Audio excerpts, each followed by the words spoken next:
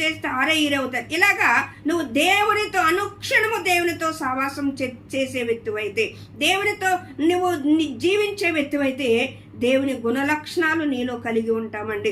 మనము లోక సంబంధులుగా మనము ఉన్నామా, లేతే అపవాది సంబంధులుగా ఉన్నామా? లోక స్నేహము దేవునికి వైరమై ఉన్నదంటండి.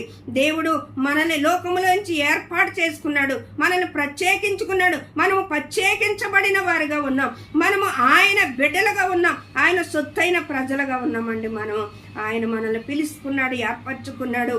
పాపము చేయవారు ఎవ్వరూ మరి పరలోకానికి వారసులు కాదు అని దేవుని లేఖనాలు చదివిస్తున్నాయి.